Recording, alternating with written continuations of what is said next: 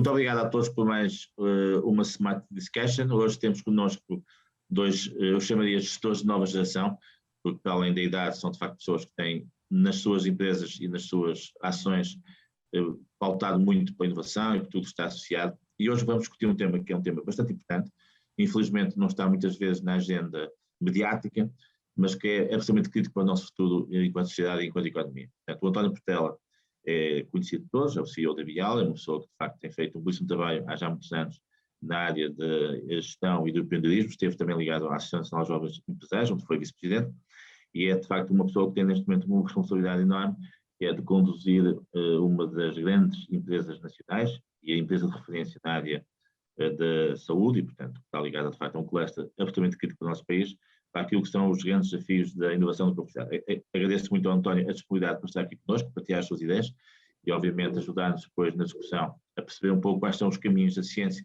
para esta sociedade mais inteligente que nós queremos.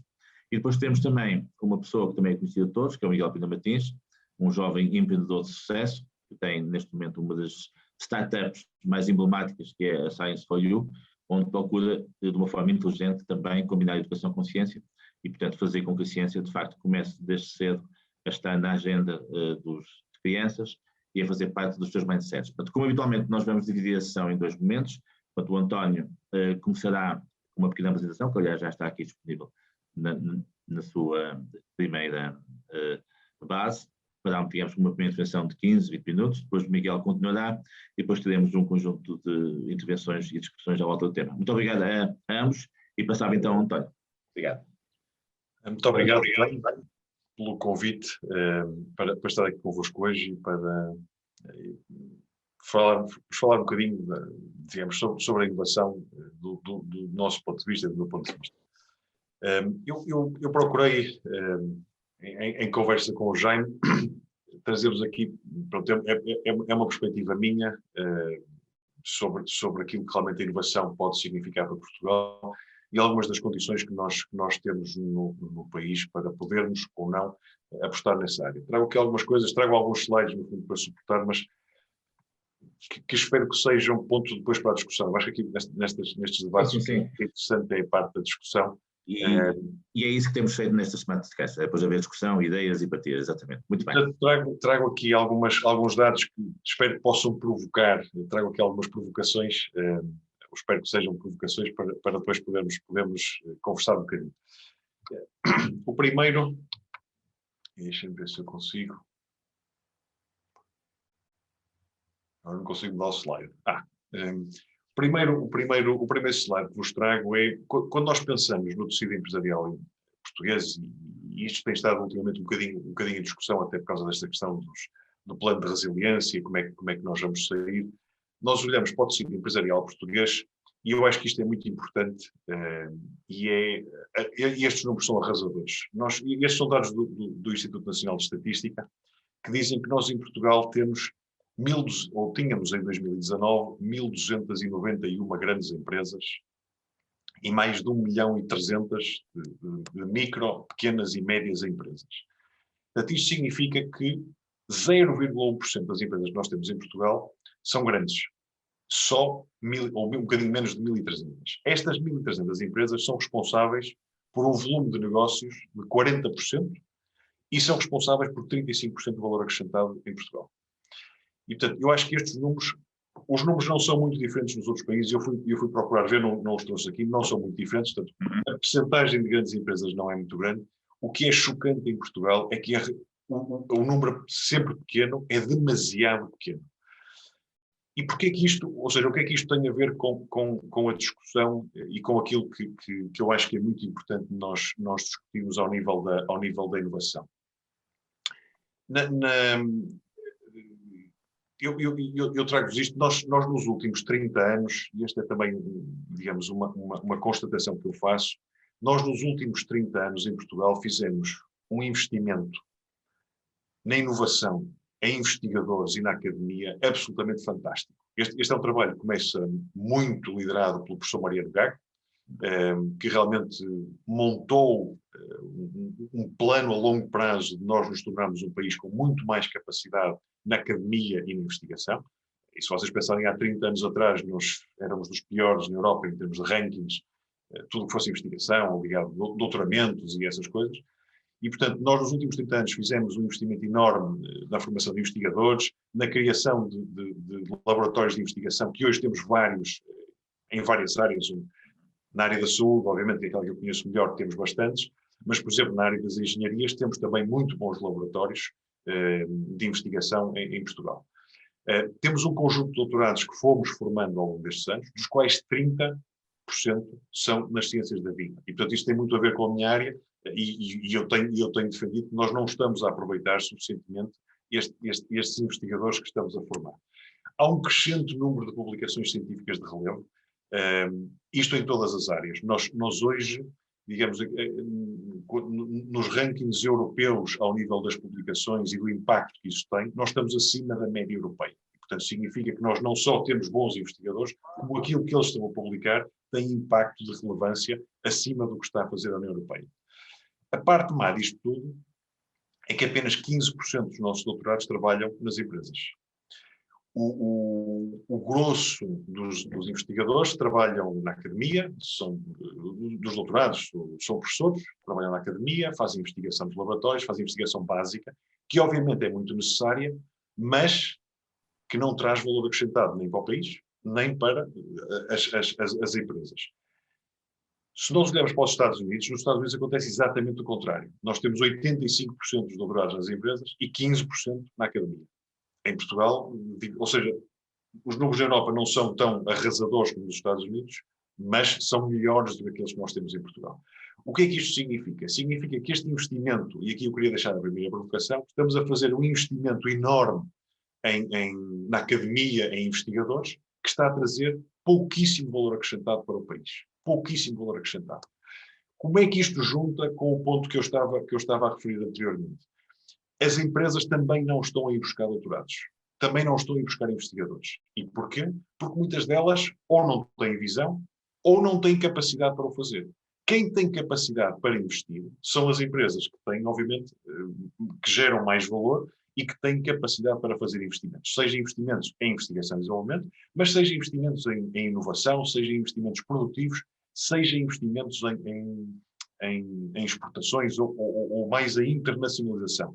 O António Amorim da Corticeira costuma dizer muitas vezes que é muito diferente exportar do que internacionalizar. Quando vamos para os países, quando montamos as nossas próprias filiais, temos as nossas equipas comerciais que são locais, não é um português que vai de vez em quando a determinado mercado fazer umas vendas. Não, é nós temos lá as nossas equipas e isso é que permite um trabalho continuado e de crescente das nossas exportações. Ora, isso só é possível fazer se tivermos capacidade para investir.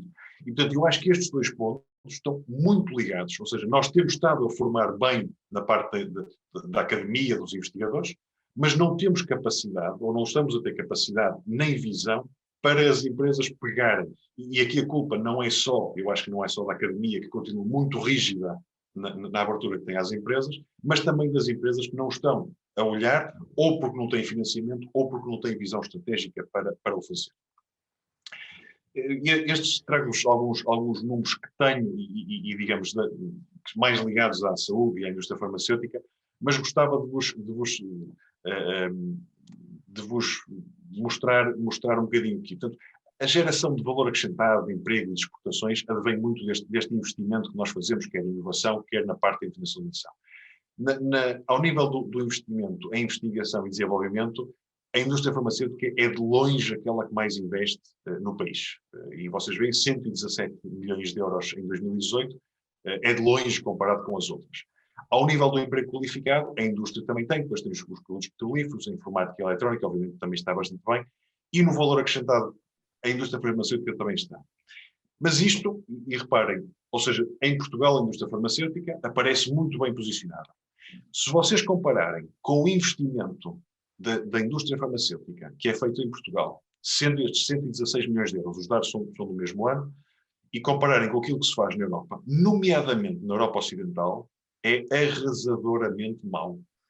Nós investimos 116, quando a indústria farmacêutica privada investe 36 bi em investigação e desenvolvimento na Europa, dos quais 116 estão em Portugal. Ora, isto, nós em Portugal temos 0,1%, quer dizer, temos um número, desculpem, 0,3%, temos um número absolutamente ridículo comparado com o que se faz.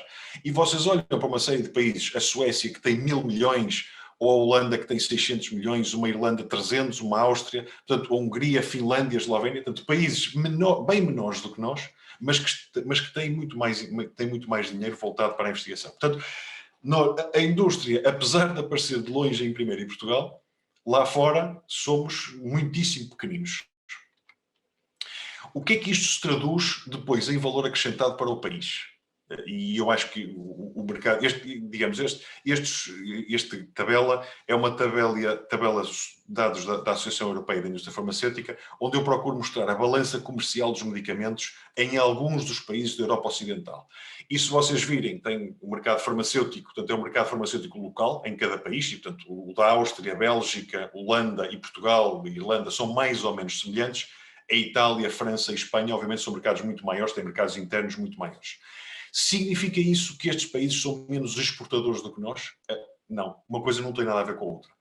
E, portanto, qualquer um destes países, e vocês veem, o laranja é as importações, o cinzento as exportações, e, portanto, qualquer um destes países exporta muitíssimo mais do que nós exportamos. Mas muitíssimo mais. Claro que muitos deles também importam, mas vocês veem que apenas, e estamos a comparar aqui uma série de países da Europa Ocidental, que apenas Espanha, Itália e Portugal têm uma taxa de cobertura negativa nos medicamentos. Mas, apesar disso, a Itália tem quase 100%, a Espanha tem 74%, nós temos 37%. E, portanto, quando às vezes se ouve dizer que os medicamentos, que já, digamos que têm exportações à volta dos 1.500 milhões de euros, e estamos muito satisfeitos porque tem sido um crescimento a 2 dígitos fantástico nos últimos anos, ainda assim só representa 37% daquilo que nós importamos. O que é pouquíssimo comparado com o que se faz nos outros países. E porquê? Porque o investimento anterior não está lá feito. E, portanto, nós temos vindo a investir, temos vindo a melhorar, mesmo assim há uma oportunidade de nós crescer. Quando olham para o gráfico da direita, veem que a Europa é um exportador líquido de medicamentos. E, portanto, Portugal está na cauda da Europa, numa área onde tem investido e onde tem crescido a 2 dígitos nos últimos anos. Aqui há cerca de um ano foi publicado o European Innovation Scorecard, onde Portugal apareceu, eu diria talvez surpreendentemente, no grupo dos inovadores fortes, dos strong innovators. E este aparecimento foi bastante, não sei se repararam nisto, mas foi bastante elogiado pelo governo e eu, aliás, depois estive numa reunião onde esteve o Primeiro-Ministro e esteve também o Ministro da Ciência e o Primeiro-Ministro, digamos, eu acho que ele tem esta questão da inovação muito e do valor científico muito centrado naquilo que quer fazer. Acho que depois, às vezes, as medidas não estão bem. Mas ele queria perceber como é que nós conseguimos não só ficar aqui, mas também solidificar para o futuro. E, portanto, quis ouvir uma série de pessoas da indústria, da academia, para como é que nós podíamos ficar. Porque realmente era muito bom estarmos aqui. E eu, digamos, aquilo que disse na altura é aquilo que vos vou dizer agora. Depois, o relatório é um relatório extenso, e é interessante porque compara uma série de países e traz dados de comparação de uma série de países. Portanto, esta tabela é a tabela relativa a Portugal, é o sumário do índice de inovação, e eu gostava de vos há uma série e o Jaime depois poderá partilhar os slides convosco e podem dar uma vista de olhos nisto. Há uma série de indicadores ao nível da academia, da investigação, das publicações, onde nós estamos muitíssimo bem, mas se vocês virem o último indicador, ou o último grupo de indicadores que diz Sales Impact, impacto nas vendas, é arrasador. 55%. Ou 55 pontos em 100, digamos, comparativamente com a média, nós somos metade da média neste ponto. E porquê? Porque aquilo que nós geramos em termos de inovação não tem impacto económico, ou tem muito pouco impacto económico. Da mesma, e vem qualquer um desses pontos, portanto, a venda de produtos de high-tech, de exportações, serviços intensivos em conhecimento e vendas também. Mas há aqui outros em cima nomeadamente R&D expenditure, se virem no firm investment, o R&D expenditure in business sector também é muito fraco, só 53 pontos. Portanto, nós temos os indicadores que estão ligados à geração de valor económico são muito fracos em Portugal. E eu na altura disse ao Primeiro-Ministro, se olhar para aqui, aquilo que nós precisamos fazer é pegar nestes investigadores, neste investimento na academia, nos institutos e voltá-los para o mercado. E fazer com que as empresas também apostem, quer sejam as portuguesas, mais difícil, falta capital para fazer isso, mas atrair também capital estrangeiro para vir beneficiar deste investimento que nós temos feito, que o país tem feito e que não está a render. E agora dar-vos um bocadinho o exemplo, e tenho mais 3 ou 4 slides só para vos mostrar o que é que nós temos feito em Bial e como é que nós temos conseguido realmente fazer isso. Nós hoje somos cerca de 1000 colaboradores na empresa e podem ver que mais de metade estão em Portugal, porque obviamente temos os serviços centrais, também a parte da produção e a parte da investigação em Portugal, e depois nos outros países temos fundamentalmente são áreas comerciais. Mas destas 1000 pessoas, independentemente dos sítios onde eles estão, a nossa aposta tem sido, e vocês veem, nós temos mais de 80% dos nossos colaboradores são licenciados e 10% são doutorados. Portanto, o grosso daquilo que nós fazemos na investigação, nós temos cerca de 160 pessoas na investigação e desenvolvimento, o grosso dessas pessoas são doutoradas, mas em muitas outras áreas nós já temos doutorados nas empresas, procurando buscar valor, gerando valor, porque obviamente um doutorado é mais caro, um licenciado é mais caro, mas também são aqueles que geram mais valor depois em termos dos processos. Nós temos um conjunto de colaborações com uma série de institutos e eu elenco aqui uma série deles, ou seja, nós não conseguimos fazer tudo sozinho. Uma equipa de 160 pessoas é relativamente pequena e, portanto, nós controlamos ou dominamos algumas partes do desenvolvimento do medicamento, mas não as fazemos todas. E, portanto, nós trabalhamos em Portugal e fora de Portugal, em colaboração com muitíssimas entidades, quando digo entidades, públicas, portanto, institutos ou universidades, e eu acho que isso é absolutamente fundamental que aconteça. Algumas destas trabalhamos muito bem, outras temos tido dificuldade em que venham ter connosco, venham fazer o trabalho connosco. O que é que isto significa também em termos do nosso compromisso? Nós somos a terceira empresa em Portugal, isto são dados de 2019, nós normalmente somos o segundo, terceiro a empresa em Portugal que mais investe em investigação e desenvolvimento. Temos sido constantemente nos últimos 5, 6 anos a empresa industrial que mais investe em investigação e desenvolvimento. Temos dedicado 40, 50 milhões de euros, dependendo um bocadinho do ano, à investigação e desenvolvimento, e portanto é preciso um compromisso enorme para depois também conseguirmos gerar valor. Claro que na indústria farmacêutica, e aqui trago-vos um bocadinho o que é o processo de desenvolvimento do medicamento. O medicamento hoje estima-se que custa cerca de 1.500 milhões de euros para desenvolver. E isto significa, é um valor médio, por aqui, no desenvolvimento de um medicamento, mais de tudo aquilo que falha, até porque há muitas coisas que falham, e portanto há muito dinheiro que vai para o lixo, digamos assim. Só para vos dar uma ideia, nós nos últimos 25 anos, a nossa equipa de investigação e desenvolvimento sintetizou à volta de 15 mil moléculas, das quais 2 chegaram ao mercado. Portanto, nós temos 5 patenteadas que estamos a trabalhar, todo o resto foi para o lixo. E claro, quando vai para o lixo muito cedo, quase não custa dinheiro, quanto mais tarde for para o lixo, às vezes são dezenas de milhões que foram para o lixo. Basicamente, o que é que isto nos diz? Aliás, isto está um bocadinho na ordem do dia por causa da questão das patentes das vacinas.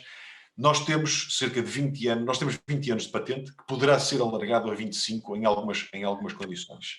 Normalmente demoramos 12, 13 anos a desenvolver um medicamento e, portanto, ficamos só com 8 a 10 anos depois para poder recuperar o investimento. E, portanto, há uma intensidade de investimento em investigação que é muitíssimo importante até nós levarmos o medicamento ao mercado.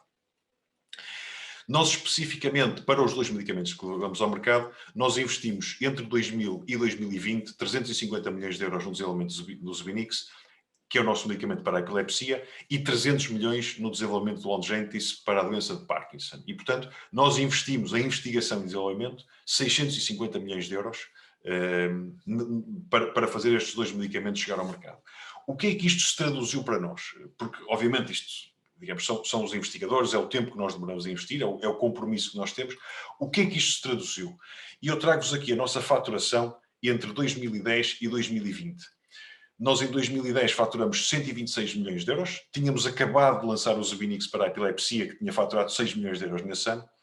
O ano passado faturamos 344, 157 de tudo o que não é nossa inovação, mas faturamos 273 dos 2 medicamentos frutos da nossa inovação. Portanto, o nosso crescimento, aquilo que nos tem permitido fazer avançar, é a inovação. Sem a inovação, nós não teríamos conseguido. Nós faturávamos mais ou menos o mesmo 10 anos depois. Tínhamos crescido 37 milhões de euros, ou cerca de 37 milhões de euros, em 10 anos. O que é praticamente nada. Claro que podem dizer, podiam ter feito os investimentos noutras áreas, se calhar comprado empresas ou outra coisa do género, mas digamos, o investimento na inovação é absolutamente enorme, aquilo que nós temos feito, mas também é aquilo que está a permitir transformar a empresa em ser uma empresa que compete à escala internacional ao nível da neurologia, das ciências, das neurociências, desculpem. E com isto, termino. Vou deixar de partilhar. Deixo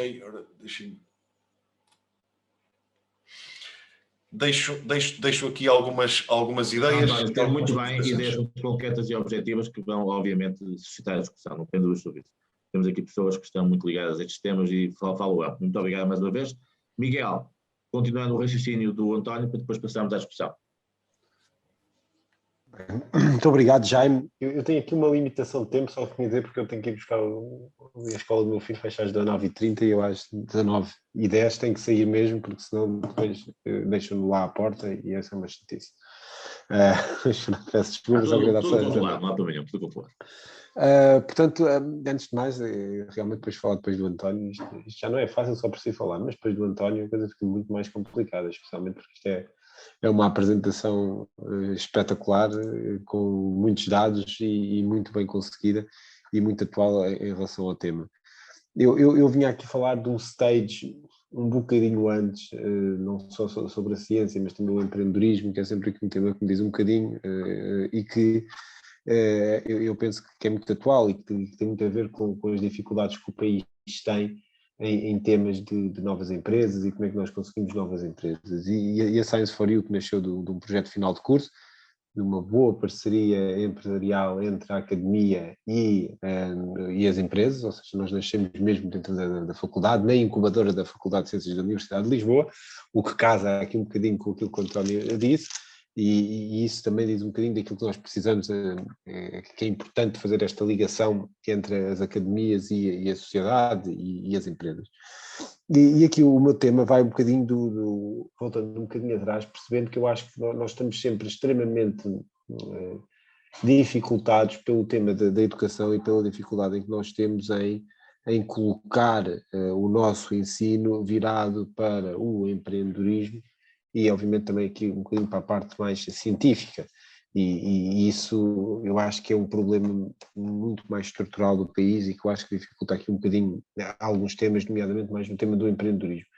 Isto porque nós vemos, e eu gosto de dar este exemplo porque é fácil todos entendermos, e tem coisas boas e coisas más, obviamente, o que eu vou falar, mas toda a gente se lembra de ver os Simpsons nos anos 90, final dos anos 80, e toda a gente se lembra que os Simpsons tinham uma série de coisas na escola que nós víamos o Bart Simpson fazer, que era, por exemplo, ir para a escola e fazer uma coisa que se chamava o show and tell, que basicamente era podia levar uma tampa e fazer a demonstração da tampa, mas fazer a comunicação da tampa para as pessoas.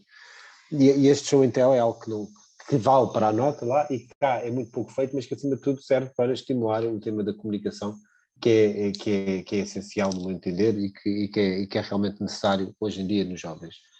Outro tema que acontecia na escola, e que eu gosto de dar outra vez o exemplo, dos Simpsons era, por exemplo, víamos muito as feiras de ciência, que nós dizem-nos muito, que é algo que é obrigatório, tem que acontecer todos os períodos, e que, no meu entender, também deveria ser obrigatório cá, e também devia haver um compromisso por parte das escolas de contar para a nota, porque nós precisamos de pôr as crianças a inventar coisas quando elas são mais novas. Nós temos que lhes dizer, inventem, aprendam, façam coisas diferentes, compitam com os outros, consigam realmente aprender. E eu acho que as feiras de ciência é algo que, outra vez, no tema dos Estados Unidos já vem há muitos anos, e que conta para a nota, faz parte da avaliação e está completamente implementado.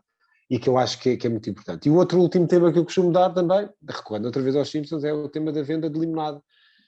toda a gente também se lembra, venda de limonada, perfeitamente normal, e coisa que acontece cá, mas muito pouco, e eu acho que é algo que nós temos que começar também a implementar. Nós cá, se vimos uma criança a vender limonada na rua, em primeiro lugar vamos olhar assim um bocadinho de lado, mas isto é exploração infantil, o que é? E depois a criança corre o risco de chegar à ASAI e levar a limonada, ver que tem açúcar a mais, fica tudo, os pais ainda vão ter que levar uma multa porque estão a vender limonada com açúcar a mais, porque está tudo regulado. E isto é um bocadinho a brincar, obviamente, mas é um bocadinho o país temos de nós, no meu entender, esta parte educativa é fundamental. Esta parte das soft skills é fundamental, conseguir contar para a avaliação, conseguir, porque é isso que muitas vezes nós também procuramos. É preciso hard skills, o António certamente procura muitas hard skills e das boas para conseguir, obviamente, ter na sua fábrica de invenções, podemos dizer assim, para patentear, obviamente, para conseguir realmente ter um nível de inovação muito grande. E isso, obviamente, é chave, mas as soft skills são fundamentais e o nosso ensino é muito semelhante àquilo que nós encontrávamos no nosso ensino de há 100 anos atrás.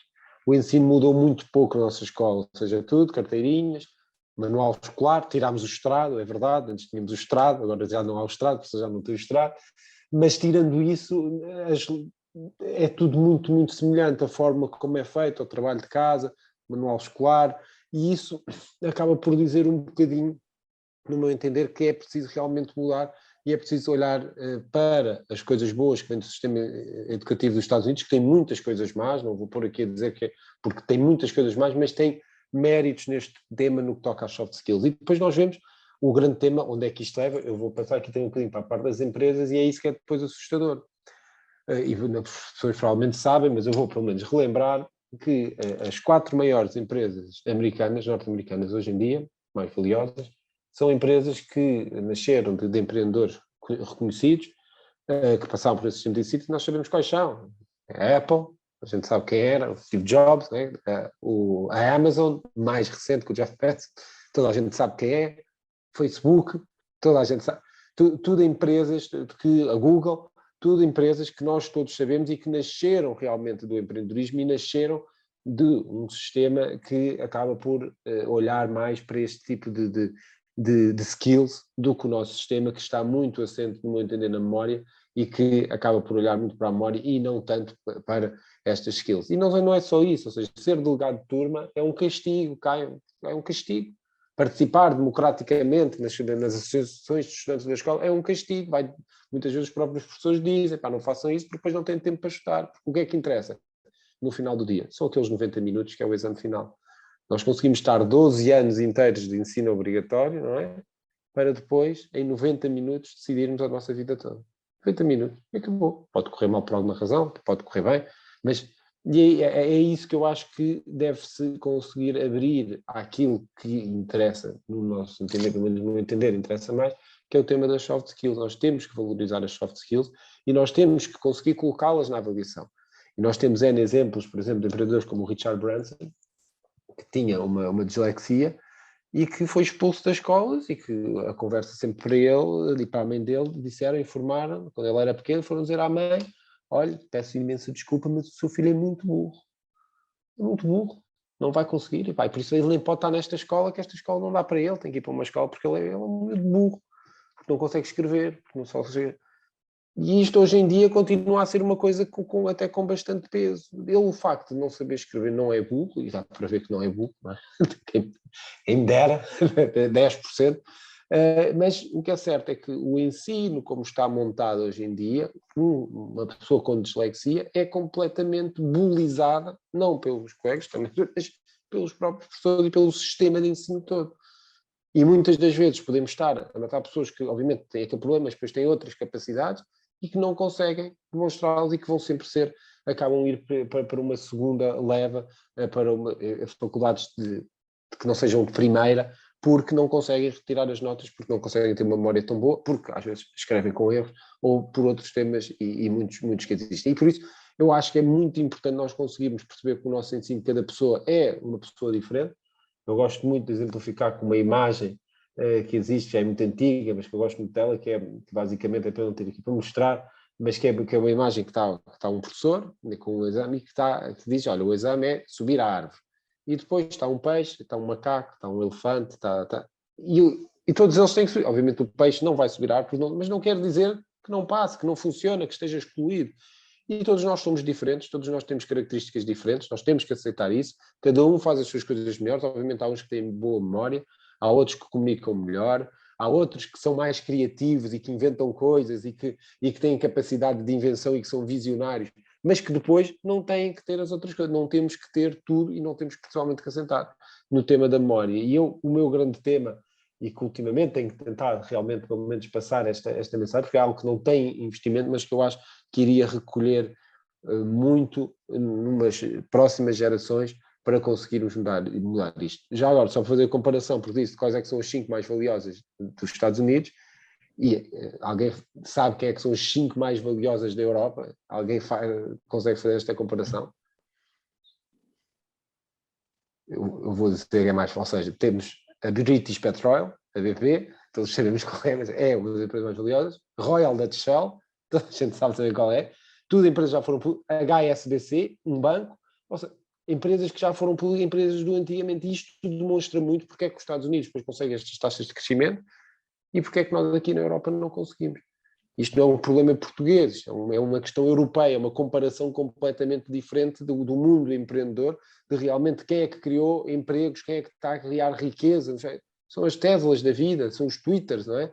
E é isso que nós temos que fomentar, e eu acho que essa forma de fomentar, baseada obviamente na ciência, porque ela é necessária para isso, é preciso desenvolvimento, é preciso desenvolver estas tecnologias, é preciso apostar nelas, têm que ser feitas encontrando pessoas e valorizando as pessoas que realmente têm estas características que permitem isso. E o nosso sistema de ensino vai sempre dizer que estas pessoas, de forma genérica, não é assim, obviamente, mas não valoriza este tipo de características. Muito pelo contrário.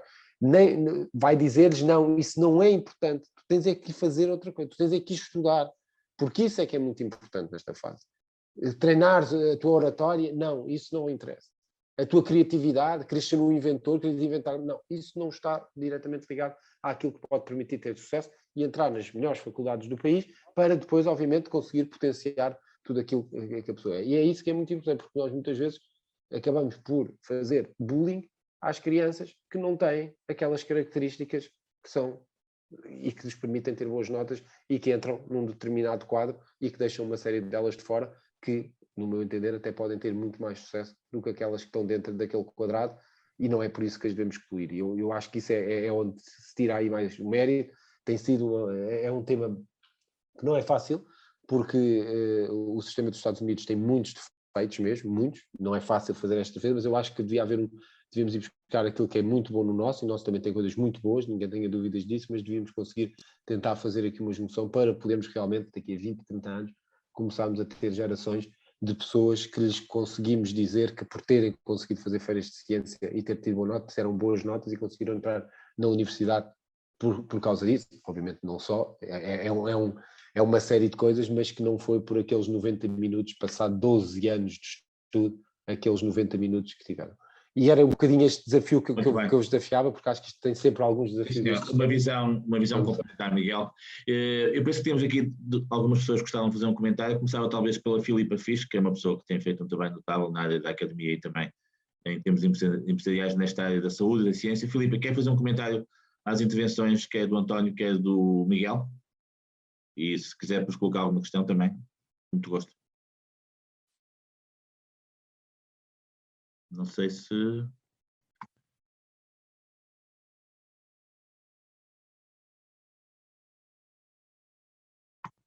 A Filipa não está a ouvir, Filipa?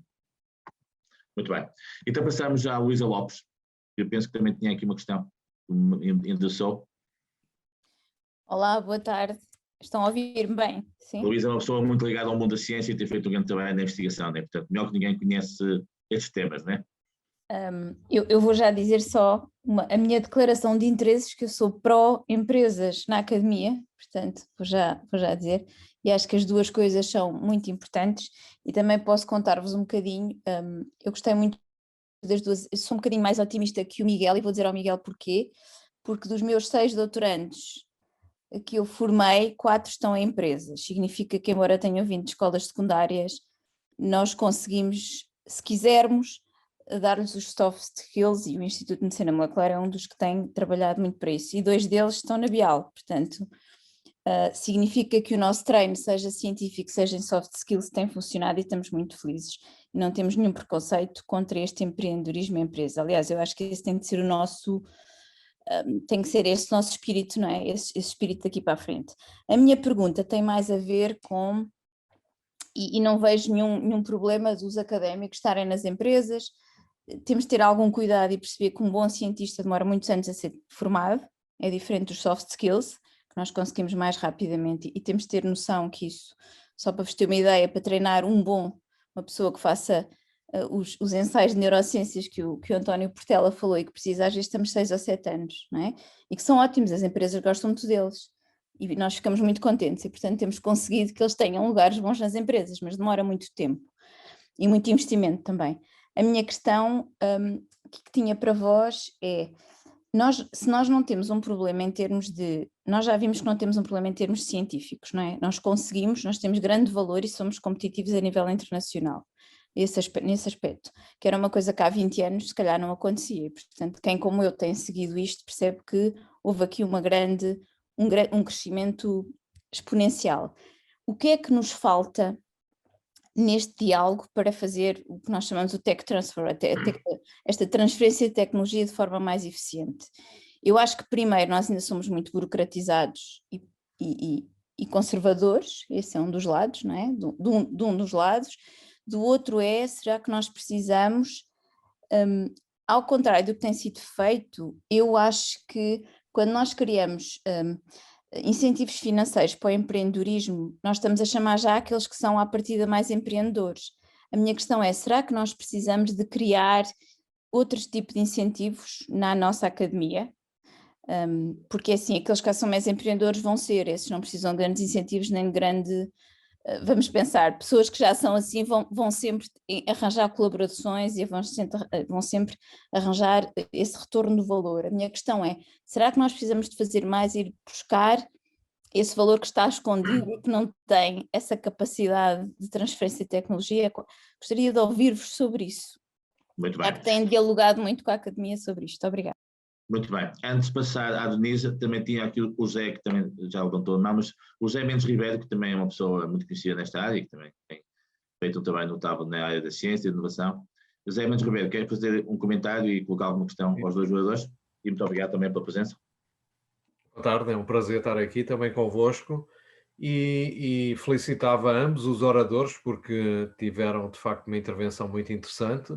Eu já tenho ouvido o António Portela noutros fóruns e justamente com o cluster da saúde tem dado a oportunidade de acompanhar um bocadinho em detalhe as preocupações do setor e o cluster foi uma grande ideia de juntar, digamos, todas as partes e é aquilo também que a Luísa Lopes estava a falar sobre ainda estarmos num sistema muito burocratizado que dificulta esta boa ligação entre o mundo empresarial e a academia e inclusive os institutos públicos que têm capacidade de investigação.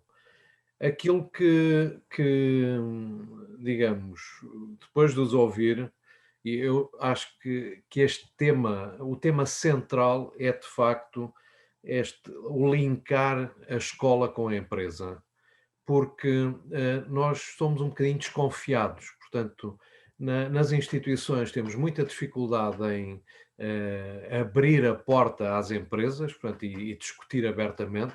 Há sempre umas coisas ocultas e há sempre uma certa dúvida o que é que está por trás disto e eu fui 2 anos administrador no Ricardo Jorge e encontrei uma instituição cheia de potencial, mas completamente parada no tempo.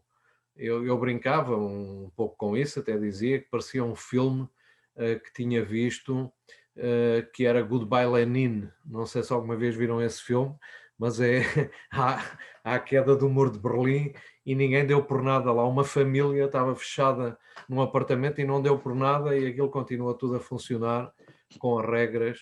e tem excelentes pessoas que, a partir do momento que se abriu um bocadinho digamos, a comunicação e o contacto, e se facilitou as pessoas falarem umas com as outras dentro da própria instituição, portanto, departamentos que não estavam alinhados, e não estavam alinhados porque não havia uma agenda.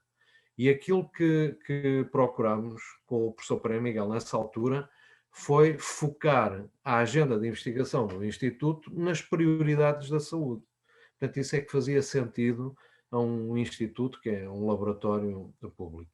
E, portanto, aquilo que agora comentaram, de facto, fez-me lembrar esses tempos e fez-me lembrar essa dificuldade que temos tido nos últimos anos, apesar de hoje vivermos num clima muitíssimo mais aberto ao empreendedorismo, de termos os jovens muito mais motivados para arriscar e interessarem-se e fazer coisas. Ao nível dos soft skills também acho que há neste momento uma preocupação muito maior mesmo no sistema de ensino em potenciar de facto as capacidades individuais e o contexto é que é o problema, portanto, e o contexto, eu acho que até os números que o António há bocadinho mostrou, que me fez lembrar um pouco os impostos, meia dúzia paga de facto o grosso da coluna. Nós temos aqui 1.290 empresas que representam, digamos, uma grande parcela do nosso PIB, e depois um tecido empresarial, de facto, com pequenas empresas e que não têm muitas vezes capacidade nem recursos para competir e para disputar até uma cota neste mercado da inovação.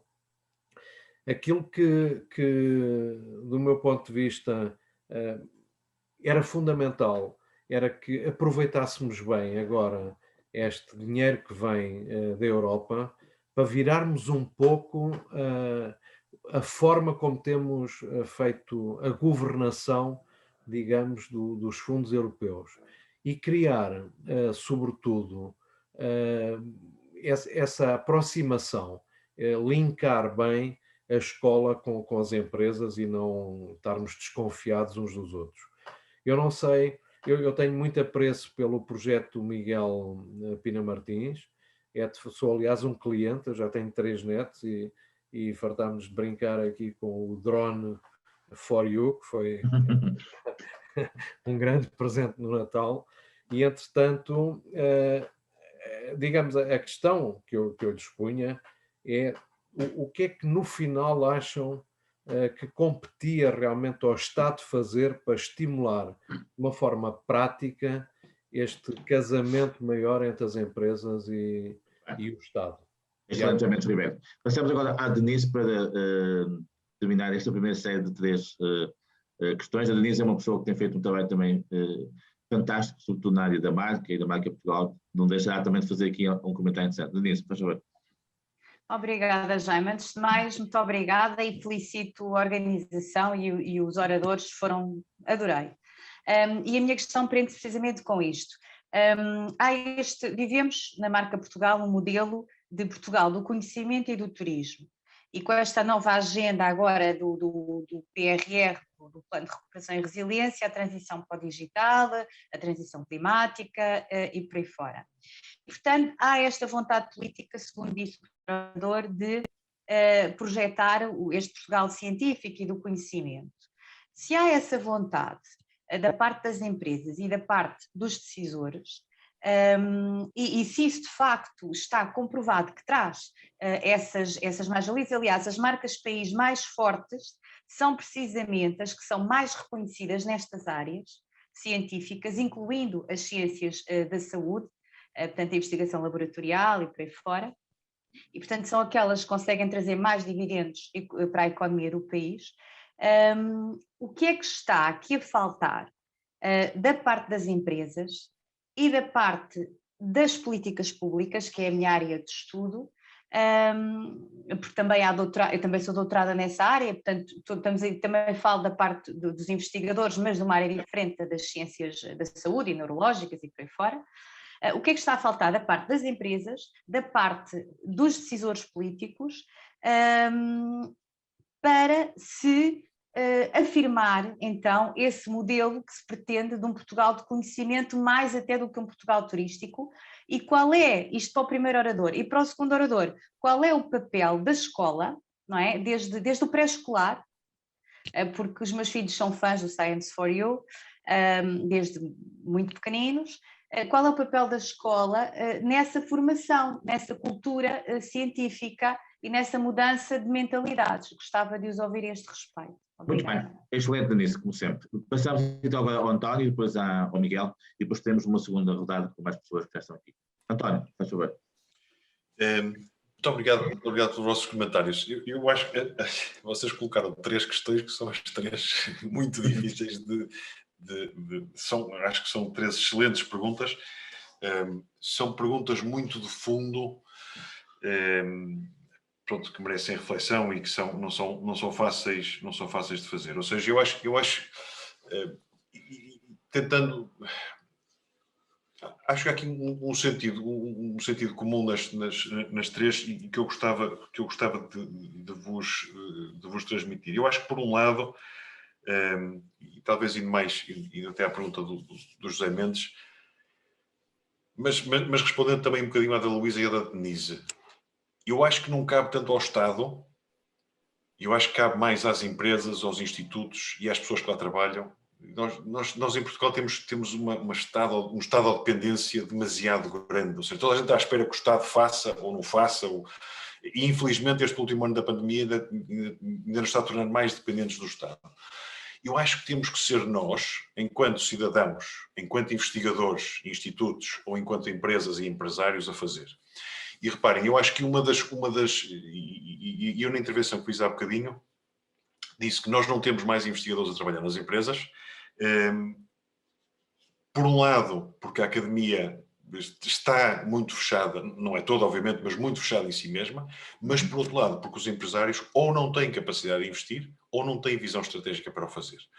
E reparem que nós muitas vezes falamos, em Portugal é um tema, a fraca qualificação dos portugueses, em geral, e eu aqui gostava de chamar a atenção para uma coisa que é muito pouco abordada, é a fraca qualificação dos empresários portugueses.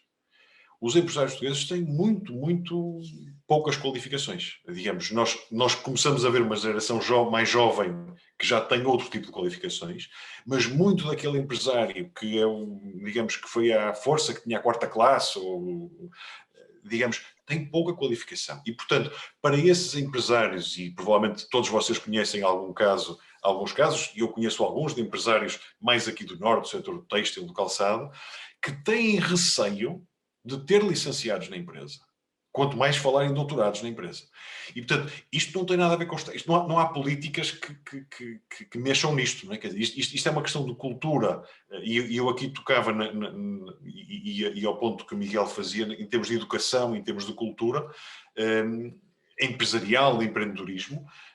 Eu costumo às vezes, quando nós falamos nisso, nestas questões de como é que se muda isto, claro que caberá ao Estado algumas das coisas em termos de políticas. Eu acho que, por exemplo, uma das coisas que nós fazemos em Portugal é, e vocês veem o plano, acho que já se discutiu isso muitas vezes, este plano de resiliência é um plano, 80% ou 85% para o Estado fazer o investimento que não fez nos últimos 5 ou 6 anos. Ou 7 ou 8, não sei, já não sei bem. E, portanto, aí está, nós vemos outros países onde estão a voltar muito mais para as empresas. Mas, por outro lado, o Estado também, aquilo quando faz, digamos, quando há estas políticas, e respondendo agora também um bocadinho mais em concreto à da Luísa, em termos das políticas públicas, há uma coisa que me parece fundamental, que é essencial na gestão das empresas. Nós não podemos atacar todas as áreas, ou seja, nós não podemos estar em todos os setores. E nós em Portugal temos muito a tendência de dar um bocadinho a cada um, o que não permite fazer nada. De ter atenção às áreas todas. Nós devíamos definir 3 ou 4 áreas mais estratégicas e nessas punhamos 60% ou 70%, não só do investimento, mas reparem, há muitas outras coisas como legislação, como organismos e institutos que controlam, onde deixam controlar, que não têm recursos para fazer essas coisas. E, portanto, eu acho que nós devíamos apostar. Onde é que nós queremos apostar? O turismo e a Denise falou um bocadinho isso, eu acho que o turismo é muito interessante, mas o turismo não tem valor acrescentado. Ou seja, não tem valor acrescentado. Acho que é interessante, mas não tem desculpem, o que eu queria dizer é não tem a parte do conhecimento, a valorização do conhecimento, porque é muito mais emprego pouco qualificado e de baixo valor acrescentado. Há outras áreas que eu acho que têm muito mais valor acrescentado e que nós devíamos apostar mais. Eu costumo às vezes dar o exemplo não sei se já leram sobre isso. Eu acho que tenho um artigo sobre a transição que a Coreia do Sul fez numa geração. A Coreia do Sul que nós conhecemos hoje, e que eu quase sempre conheci desde os tempos, é muitíssimo diferente de uma Coreia do Sul há uma geração atrás, que era um país subdesenvolvido. E faz esta transição com uma aposta muito grande na inovação, na educação, nos professores, na inovação e no empreendedorismo. E transforma um país numa geração, que é uma coisa absolutamente extraordinária, a forma como eles o fazem. E, portanto, eu acho que isto está muito mais, pondo as coisas, eu acho que isto está muito mais dependente de nós fazermos, formarmos, andarmos com as coisas para a frente e muito menos do Estado. Nós devemos querer menos Estado e sermos, acho que sermos mais responsáveis nós por aquilo que temos que fazer. Muito bem, excelente. Miguel? Ora bem, antes de mais, eu quero só pedir desculpa a alguém se sujei alguma coisa em casa com os nossos brinquedos, e se correu alguma coisa mal, alguma coisa ficou estragada. Sujou muito de educação, muito bem. Não fiquem chateados, se aconteceu não foi de propósito e pronto, só devia ser feito na cozinha. Assim, estou a brincar e obrigado pelas palavras simpáticas em relação, obviamente, em relação aos brinquedos. Aqui as perguntas são realmente não são perguntas fáceis, ou seja, eu queria só começar aqui pelo qual o papel da escola na formação e cultura científica. Eu acho que o papel da escola faz parte de muito isto. Eu acho que é essencial, por exemplo, o tema das feiras de ciência que eu falei é algo que é fundamental, ou seja, é uma coisa que parece tão básica, não tem qualquer custo, até obviamente tem algum custo de formação e dizer como é que faz, mas é tão básico que eu acho que poderia mudar tanto, pôr os miúdos a inventar coisas. Acho que é tão importante nós estimularmos a criatividade, mas não pode ser só porque sim, e tem que contar, isto tem que contar para a nota, e eles vão ter que realmente dedicar tempo a isso. Eu acho que essa é que é a grande diferença. Mas este tipo de projetos, por exemplo, das feiras de ciência, acho que são chave para qualquer país ter isto como obrigatório e pôr os miúdos a inventar. E dá para ver que há noutros países que realmente têm muito sucesso, e o projeto de ciências acho que é uma coisa que acho que funciona e que podia ser um início para realmente melhorar a cultura científica, para despertar o bichinho da experimentação. O bichinho da experimentação é chave, e não é só chave na questão da ciência. Nós temos que perceber como é que funcionam as descobertas. O Otávio sabe isto 1000 vezes melhor do que eu, mas nós temos que falhar muitas vezes. Nós temos que experimentar muitas vezes. O método de experimentação é falhar.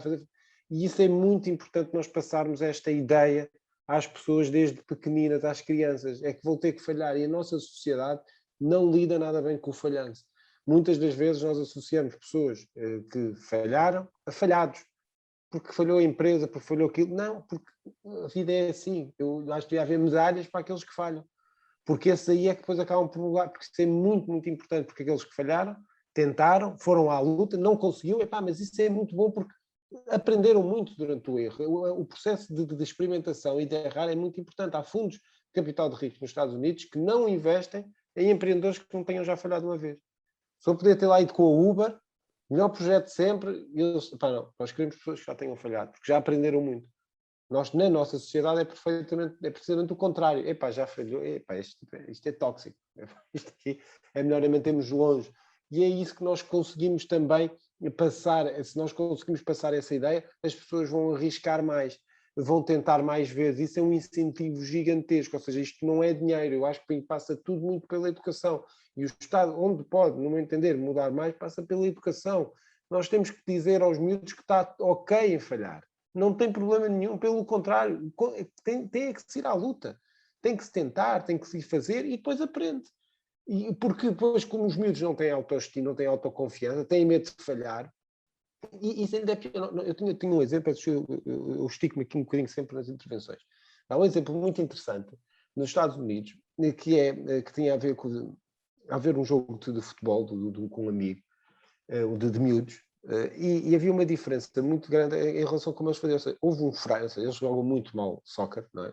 Vamos ser honestos, mas é a modalidade número 1 nos Estados Unidos neste momento, mas houve uma determinada altura que houve um frango gigantesco do miúdo.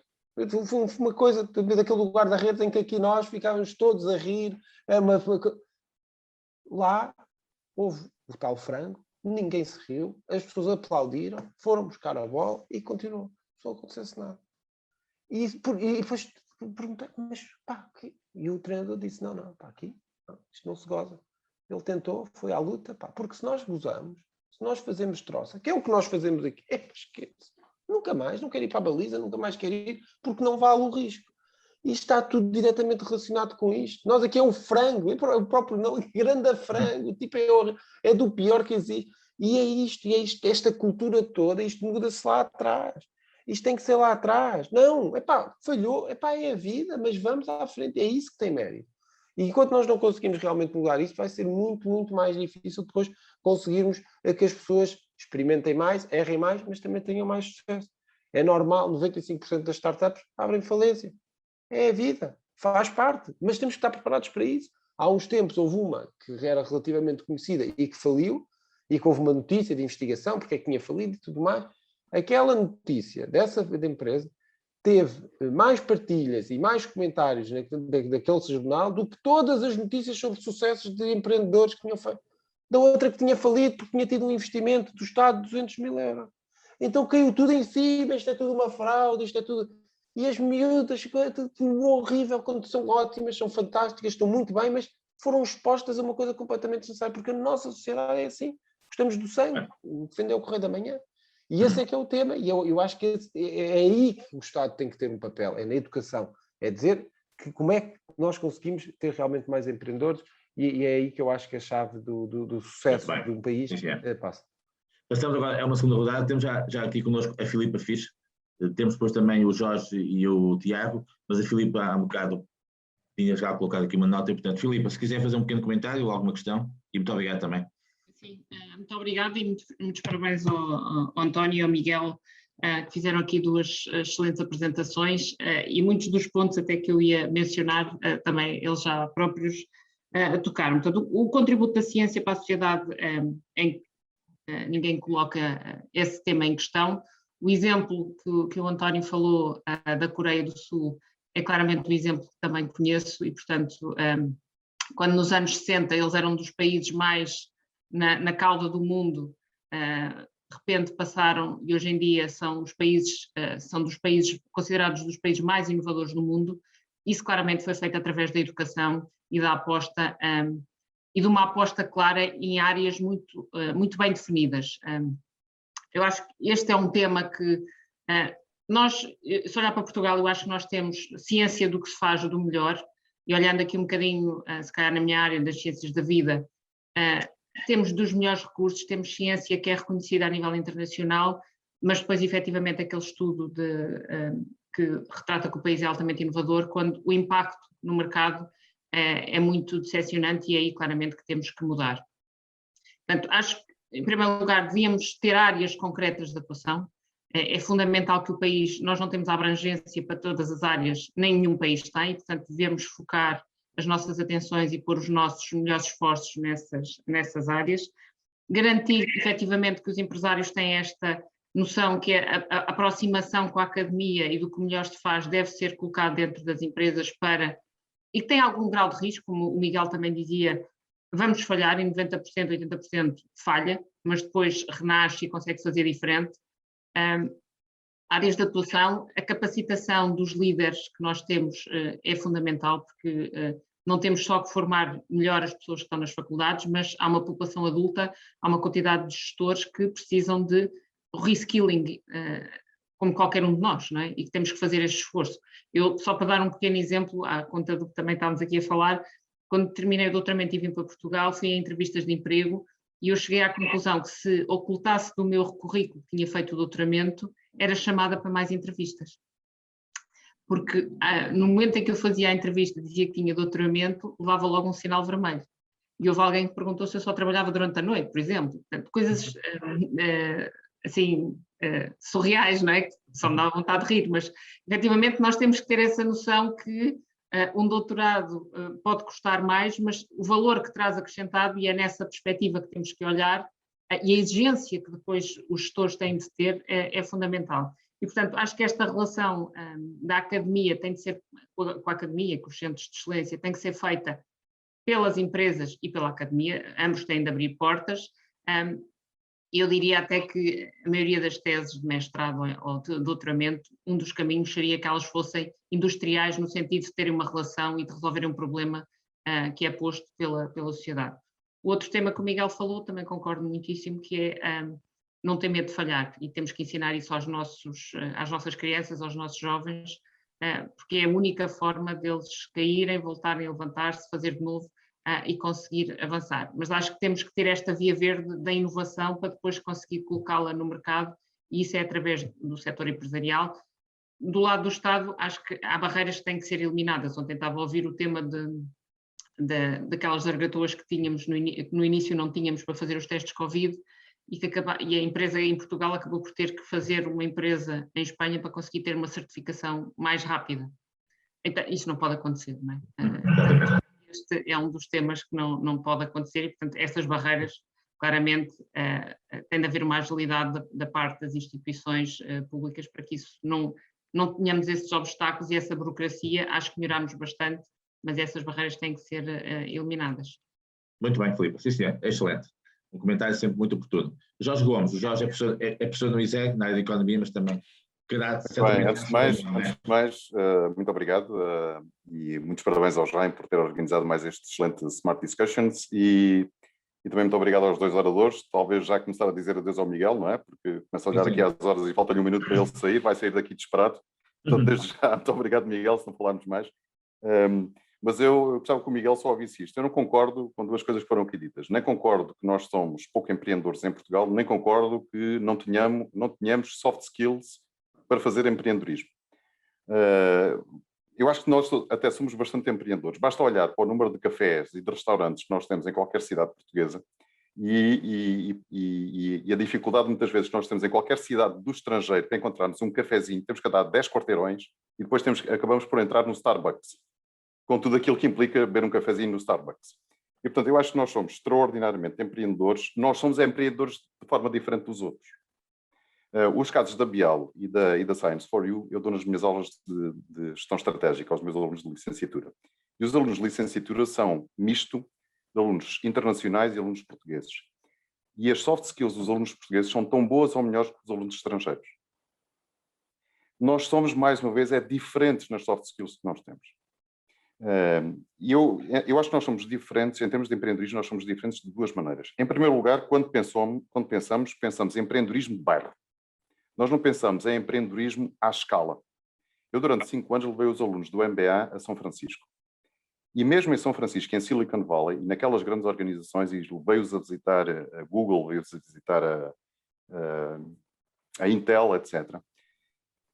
A maneira como eles pensam, a forma como eles agem, como é que eles começam os negócios. O próprio Uber começou com 60 milhões de dólares, logo de um momento para o outro. Eles pensam os negócios à escala global. Nós pensamos os nossos negócios, não estou a dizer toda a gente, à escala de bairro. E a segunda forma como nós somos diferentes, nós empreendemos, mas empreendemos com pouca imaginação e com pouca inovação. Eu estou a falar-vos do Algarve, onde o turismo, de facto, é algo bastante importante. Eu discordo, comecei logo por dizer, quando o António dizia que o turismo não aporta valor, se não fosse o turismo, meus amigos, onde é que isto estaria? Mas o que é facto é, vocês vêm cá abaixo, e o turismo é muito igual em todo o lado. Não somos diferentes de turismo de muitos outros lugares. E, portanto, eu acho que nós somos, de facto, empreendedores, mas somos de forma diferente. Falta-nos talvez um bocadinho de inovação. Onde é que está o problema? O problema pode ser estrutural, mas é, sobretudo, como vocês também já disseram, um problema cultural. É um problema cultural. E a nossa cultura reflete até nos nossos termos. A palavra frango, não é? O Miguel há bocado estava a falar do termo. A palavra frango não se aplica em mais nenhuma outra cultura. Quando há um golo e o guarda-redes deixa passar, o que é um frango? Um frango é algo que está depenado com as pernas completamente abertas. E nós vamos utilizar essa imagem, que é profundamente negativa, para falar de alguém que falha quando está a defender uma baliza. Portanto, era só estes 2 comentários, ou 3 comentários. Não tenho qualquer pergunta, dou os parabéns a... Sim. Depois os oradores comentarão os comentários. E finalmente temos aqui o Tiago. Já deixe-me só despedir, que eu tenho mesmo que sair. Peço imensa desculpa, agradeço a todos mais uma vez. Foi muito interessante e pronto, e vamos falando no grupo do WhatsApp, não é? Como tu gostas. Portanto, alguma coisa também estejam à vontade. Obrigado. Obrigada. Esperamos mais coisas de ciência, sempre novas, não é? Lá para casa. E eu espero também, Luísa. Também estamos juntos. Obrigado. Muito obrigado. Então passamos agora ao Tiago e temos também o Fernando Rodrigues e com isto terminamos as questões e o António depois encerra em nome dos dois. Tiago. Muito obrigado. Eu queria só, em primeiro lugar, agradecer o poder estar aqui convosco, que foi de facto uma sessão muito, muito interessante, e aproveitar para agradecer aos nossos oradores e porventura ouvir um comentário aqui muito breve do António, a propósito de um aspecto que eu não tenho a certeza se terá sido abordado na devida profundidade. Ou seja, nós falámos aqui muito numa perspectiva que é a perspectiva da mentalidade das empresas, o que falta às empresas, a ausência de musculatura financeira, o papel do Estado, mas não falámos de uma questão extremamente importante, que de certa maneira também está ligada às soft skills, que tem a ver com a mentalidade dos doutorados em Portugal. Há uns anos atrás, aquele número de 15% era um bocadinho inferior, chegou a ser 3%, 2%, e durante alguns anos manteve-se naquela barreira dos 3%. Portanto, os 15% mostram que estamos a melhorar. No entanto, quer-me parecer que os doutorados em Portugal e que têm muito mérito, certamente, e que têm qualificações excepcionais e que competem com qualquer outro doutorado de qualquer outra parte do mundo, mas por circunstâncias daquilo que nós vivemos, da nossa realidade de investigação em Portugal, têm um mindset que não está propriamente virado para uma inclusão imediata, e eu diria para uma gestão integrada do seu doutoramento que lhes permita mais tarde ter uma inclusão facilitada nas empresas. Esse é o primeiro aspecto. E vive-se hoje em dia, e existem diversas associações, a ABIC e outras, que têm frequentemente posição na comunicação social, e nós vemos com frequência opiniões de que os doutorados devem ter, e certamente em alguns casos terão razão, em alguns aspectos terão razão, mas que devem ter mais subsídio, melhores contratos, melhores condições, o que não deixa de ser verdade, mas sempre numa perspectiva de subsídio à investigação por via do Estado, quando na realidade talvez fosse importante discutir de que forma é que nós, e isto não passa só por alinhar os temas dos doutoramentos e dos mestrados com as empresas, mas passa por perceber de que forma é que nós conseguimos mudar o mindset para que a pessoa que entra para doutoramento possa ter de facto a opção de enverdar pela academia, mas que perceba que na academia o número de oportunidades é limitado e, como tal, tem que orientar o seu doutoramento para resolver problemas práticos e para pertencer a uma empresa.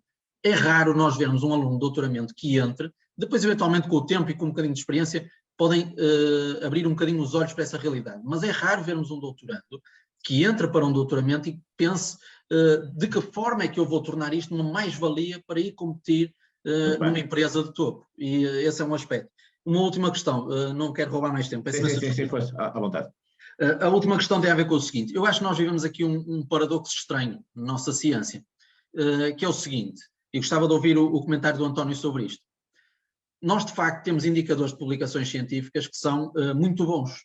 Nós produzimos cada vez mais, produzimos cada vez melhor. Nós até temos um paradoxo que é um investigador em Portugal, tendo uma oportunidade de enverdar depois pela carreira docente, mas um investigador que queira ter oportunidades, que queira ter financiamento, que queira ser líder, tem que publicar muito, desculpem. Ou seja, tem que publicar muito, tem que publicar bastante. Claro que é importante a qualidade, também é importante a quantidade, não é? Mostrar que é capaz de ter muita publicação, adquirir muitos fundos para ter projeção da sua ciência. E eu acho que isto acontece, e não é mau que isto aconteça, mas eu acho que isto acontece porque há ausência de oportunidades. Ou seja, nós temos hoje em dia na academia investigadores, e não preciso ir muito longe, eu trabalho na Faculdade de Engenharia da Universidade do Porto, nós temos investigadores com 200 publicações, com N projetos, que são líderes nas suas áreas e que não têm oportunidades na academia. E porquê que depois se mantêm ad eternum nesta senda das publicações e dos projetos? porque se calhar não tendo oportunidades da academia, depois também não conseguem enverdar para o mundo do privado, chamemos-lhe assim, ou do mundo das empresas. Não é? Portanto, eu acho que há aqui um paradoxo, ou seja, nós somos muito competitivos porque nós precisamos do subsídio à investigação, não é? E nessa medida nós fazemos muito e fazemos bem, mas continuamos dependentes do dinheiro do Estado. Muito obrigado. Muito obrigado, Ceci. Foi uma posição diferente, mas que também acho que é interessante aqui para a discussão e penso que o António não deixará também dar a sua opinião. Para terminar, e antes de passar ao António, e depois com isso encerraremos para tentarmos acabar em tempo útil, como é habitual.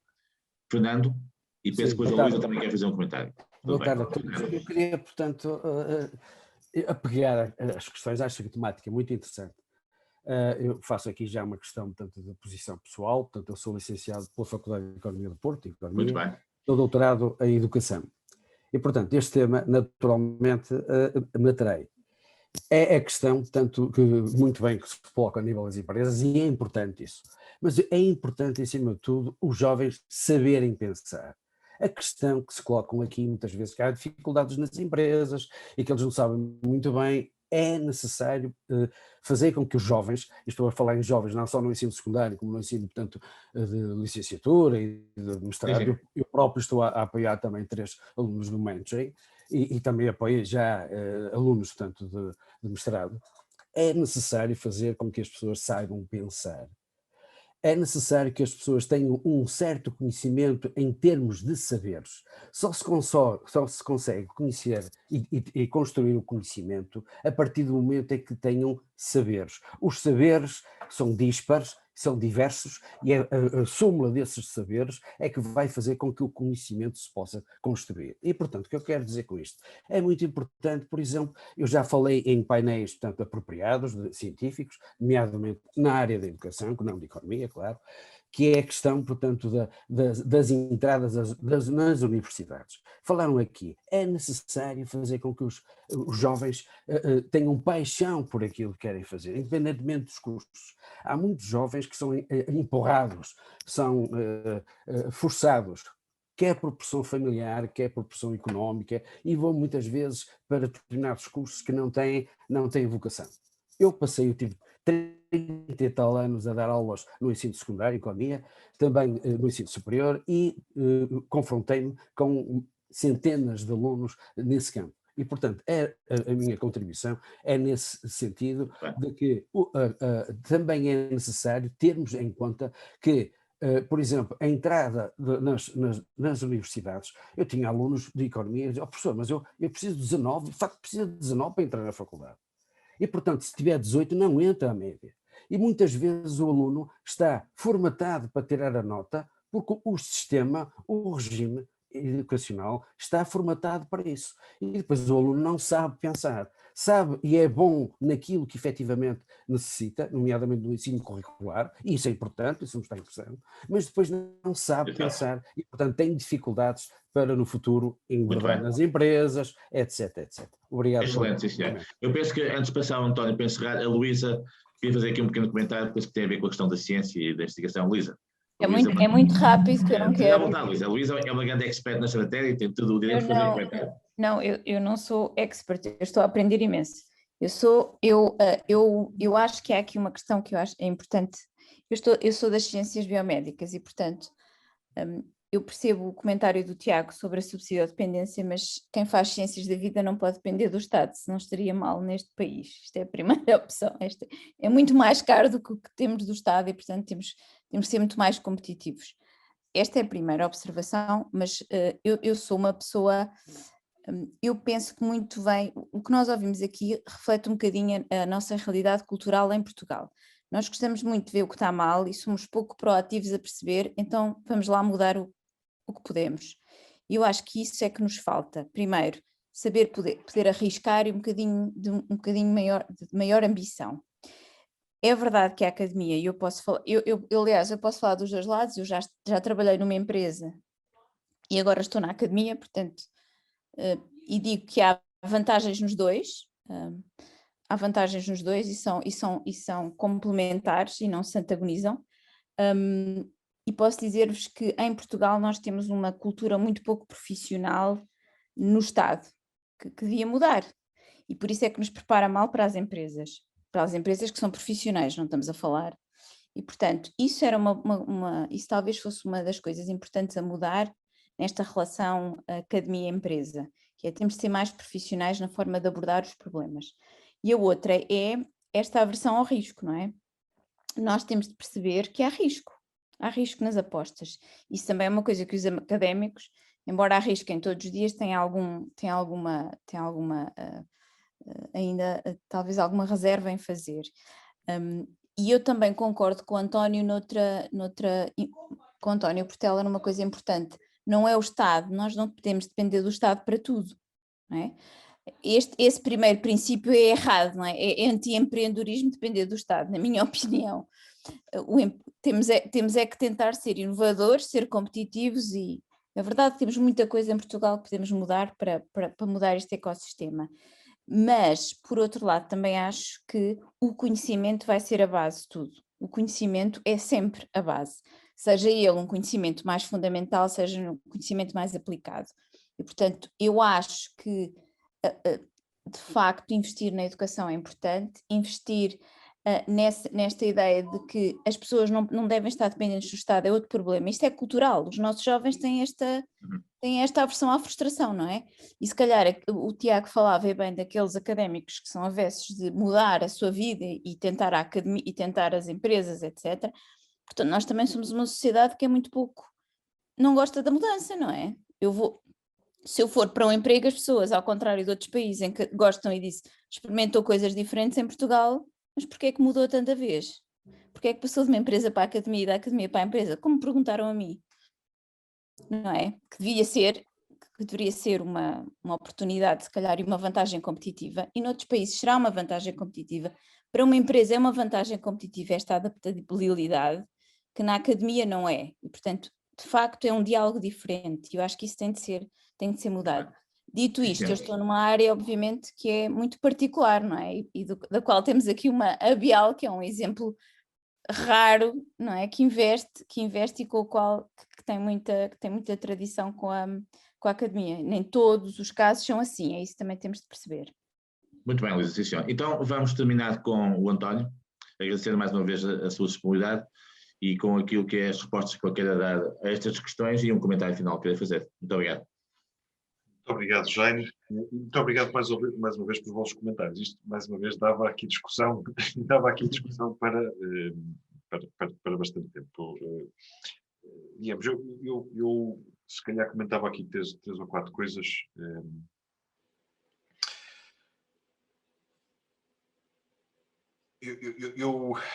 Eu de alguma forma, e agora vou dizer uma coisa que eu acho que o Jorge se vai identificar bem, no comentário que fez em termos dos soft skills e daquilo que nós portugueses, a forma como somos. Nós em Portugal, nós temos uma capacidade de planear e pensar a médio e longo prazo muito fraca, muito fraca. Nós somos muito bons no desenrascanço.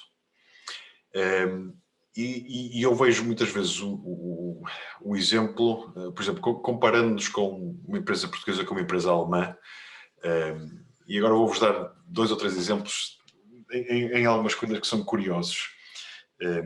Eu tenho um colega nosso que trabalhou bastante tempo numa empresa alemã, e então uma vez contava com um colega dele, era uma empresa industrial, que um colega dele foi à Alemanha porque tinha montado uma máquina aqui em Portugal. Estamos a falar de uma máquina enorme, custava um valor de dinheiro, mas eles já tinham montado uma coisa semelhante em Portugal, e portanto eles tinham estado envolvidos no processo. A máquina não era exatamente igual, mas pronto, foi à Alemanha a procurar ajudar a fazer. E os tipos tinham lá o livro de instruções, tinham lá as instruções, o processo todo que era preciso fazer aquilo e tal, e seguiram aquilo tudo muito à risca e tal, aquilo tudo planeado, tinham os tempos, os dias, quanto é que tempo ia demorar, e ele esteve lá, não sei, 2 semanas, uma coisa qualquer, e lá está, apercebeu-se que pareceu que não estava bem. Do que eu vi na outra, isto acho que não está bem. Eu acho que a máquina acho que não é assim que vai funcionar. Mas os alemães são assim e, portanto, fizeram uma coisa assim. E chegaram ao fim e disseram assim, não, isto está assim. Mas eu acho que vocês vão estragar a máquina, eu acho que isto não está bem montado. Não, mas o que diz no processo, é assim que tem que ser. E ele disse assim, mas não é melhor rever? Não, nós diz assim no processo e nós temos que cumprir o timing. E, portanto, amanhã nós ligamos a máquina. E, portanto, chegaram no dia seguinte, ligaram a máquina e a máquina, capomba, pifou. A resposta vira-se o alemão muito tranquilamente para ele e eu cumpri os processos, cumpri as coisas todas tão direitinhas. O problema agora é de quem mandou isto para aqui estava mal. E o português ficou assim, mas como é que é possível nós, um português, não teria feito isto? Ou seja, o exemplo que eu costumo ver muitas vezes, nós temos várias indústrias de bastante dimensão em Portugal, várias indústrias alemãs de bastante dimensão em Portugal. E eu não sei se vocês têm consciência que essas filiais de uma Bosch, uma Blau, que temos aqui em Portugal, muitas delas, a filial portuguesa é a melhor ou das melhores do mundo, em termos de produtividade e inovação. Porquê? Porque associamos planeamento, estratégia, rigor alemão à capacidade de um trabalhador português que tem uma abertura muito mais do que um alemão que faz isto tudo direitinho sempre na escala. E, portanto, eu acho que nesse aspecto nós realmente temos características muito interessantes, mas a parte da educação, o saber, o Fernando dizia, o saber pensar, o saber o não estar, é muito, muito importante. E isso realmente nós precisamos de dar um salto importante aí. A questão do turismo, eu acho que o turismo é muito importante ao país. Traz um valor acrescentado, obviamente, enorme ao país. Digamos, traz muito volume ao país, mas não é um... Reparem que os negócios que estão à volta disso são negócios muito de bairro, não é? São muitas coisas pequenas, não há coisas à escala, nós não estamos a desenvolver o turismo nesse sentido. E era mais aí que eu me queria focar. Agora, sobre as questões que o Tiago falou e a Luísa, eu acho que essa questão, digamos, acho que aquilo que vocês falaram é interessantíssimo, e eu não sei qual é a solução ao nível do como é que nós desafiamos a academia e os investigadores. Eu vou-vos dar outro exemplo que espelha um bocadinho aquilo que vocês acho que os dois estão a falar. Eu tenho um colega na empresa que trabalha na parte da bioinformática, que se formou em Coimbra, e agora não me lembro qual é o curso que ele se formou, mas formou-se em Coimbra e depois fez o doutoramento, fez meio em Coimbra, meio em Itália, não me lembro agora onde. E depois a seguir foi trabalhar para Stanford. E, portanto, ele ia com uma formatação académica portuguesa, de publicações, digamos, fazer o normal que se faz em Portugal. Foi para Stanford e isto quando ele, portanto, e depois regressou para Portugal para vir trabalhar connosco. Nós temos conseguido, felizmente, ir buscar alguns expatriados que têm disponibilidade para voltar para Portugal, e fomos buscar para trabalhar connosco. E eu perguntei, mas então, qual é as diferenças de Stanford com aquilo que nós fazíamos aqui? E uma das coisas que ele me disse foi, eu quando comecei a trabalhar com o meu orientador, ele lhe disse o que eu queria fazer, e ele, perfeito, ok, vai lá trabalho. E eu lá fiz aquilo tudo muito direitinho, trabalhei, e depois fui-lhe levar o trabalho. Mandei-lhe o trabalho, depois fui falar com ele, e ele disse assim, muito bem, isso, o que é que isso vai trazer de valia para o mercado? E eu olhei para ele e disse, hã? Já passaste no departamento de Business Development, já passaste na parte da propriedade intelectual para ver se isso é patenteável ou não é? E eu fiquei a olhar para ele, não sabia bem o que ele estava a dizer. Esse, quer dizer, o projeto é possível desenvolver ou não é, não sei o quê. E eu não sei, não passei lá. Então vai lá. E eles foram lá e arrasaram o trabalho, não tem valor nenhum.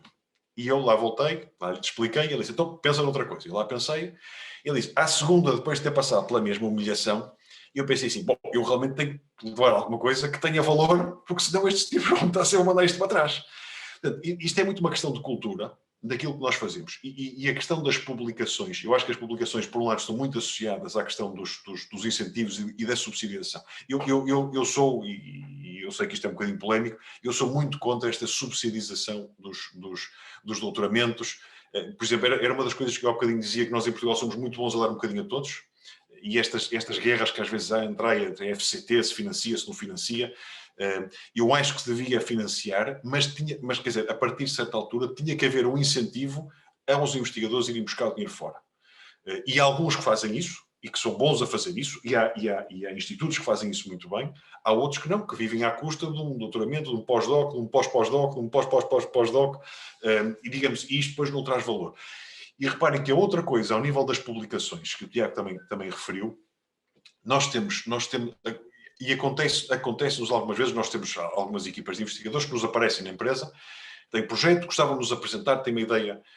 A maior parte das ideias, pronto, não tem grande viabilidade. Mas uma vez ou outra aparece alguma ideia, pronto, que é interessante. E nós procuramos sempre dar feedback, porque é que funciona, porque é que não funciona, porque é que nós achamos interessante ou não. E se há alguém que pode achar interessante, e até se conhecermos, procuramos introduzir.